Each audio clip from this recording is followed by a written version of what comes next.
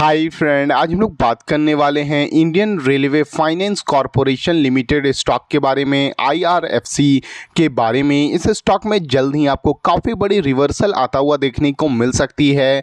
जो स्टॉक अपने all time high से आपको 58% के अप्रॉक्स डाउन में ट्रेड करता हुआ देखने को मिल रहा है। फाइनली इस स्टॉक में आपको काफ़ी बड़ी रिवर्सल जल्द ही आता हुआ देखने को मिल सकती है। आज की इस वीडियो में हम लोग बात करने वाले हैं कि क्या आपको इस स्टॉक में अभी भी इन्वेस्ट करना है या इसे अवॉइड करना है। सबसे पहले हम लोग कंपनी के फाइनेंशियल पे नज़र डालने वाले हैं, उसके बाद इसके चार्ट पे चल के समझने वाले हैं कि इस स्टॉक में आपको कहां से रिवर्सल आता हुआ देखने को मिल सकती है और इसका जो अगला रेजिस्टेंस होने वाला है वो कौन सा होने वाला है। सबसे पहले हम लोग कंपनी के फाइनेंशियल पे नज़र डालते हैं। कंपनी का जो मार्केट कैप है वो आपको 1,18,361 करोड़ रुपीज़ का देखने को मिल रहा है। स्टॉक का जो पी रेशियो है वो आपको 16.9 रुपीज़ का देखने को मिल रही है। ROCE की बात करते हैं तो 5.64% का देखने को मिल रहा है।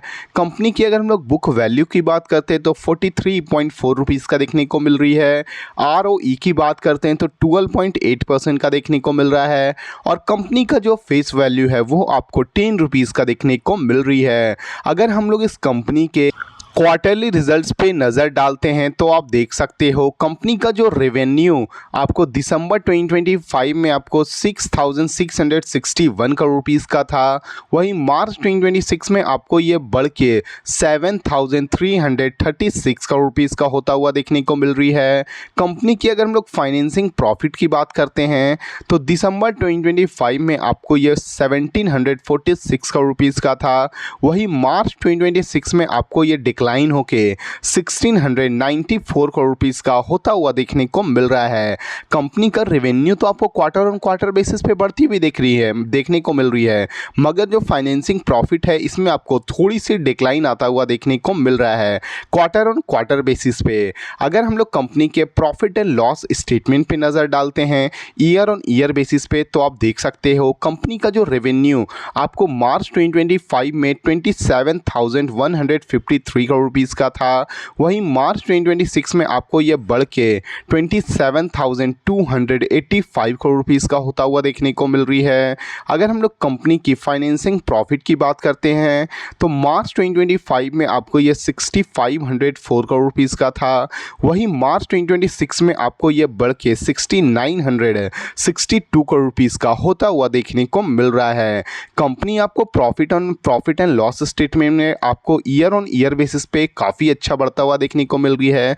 रेवेन्यू भी बढ़ता हुआ देखने को मिल रहा है और कंपनी का आपको प्रॉफिट भी बढ़ती हुई देखने को मिल रही है।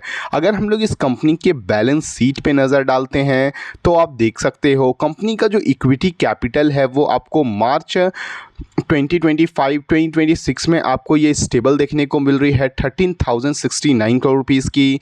वहीं पे अगर हम लोग कंपनी की रिजर्व्स की बात करते हैं तो मार्च 2025 में जो कंपनी का रिजर्व था वो आपको 39,599 करोड़ रुपीज़ का था। वहीं मार्च 2026 में आपको ये बढ़ के 43,680 करोड़ रुपीज़ का होता हुआ देखने को मिल रही है। अगर हम लोग कंपनी की बोरोइंग की बात करते हैं कि इस कंपनी पे कितना कर्ज देखने को मिल रहा है तो मार्च 2025 में जो कंपनी का बोरोइंग था वो आपको 4,12,133 करोड़ रुपीज़ का देखने को मिल रहा था। वहीं मार्च 2026 में आपको ये बढ़ के 4,36,471 करोड़ रुपीज़ का देखने को मिल रही है। किसी भी कंपनी का जो बोरोइंग है, जो कर्ज है वो बढ़ती है तो कंपनी के लिए थोड़ी सी नेगेटिव न्यूज़ मानी जाती है। वहीं पे किसी भी कंपनी का जो रिजर्व बढ़ता है वो कंपनी के लिए काफ़ी बड़ी पॉजिटिव न्यूज़ मानी जाती है और कंपनी का जो इक्विटी कैपिटल है वो आपको काफ़ी अच्छा आपको स्टेबल देखने को मिल रही है।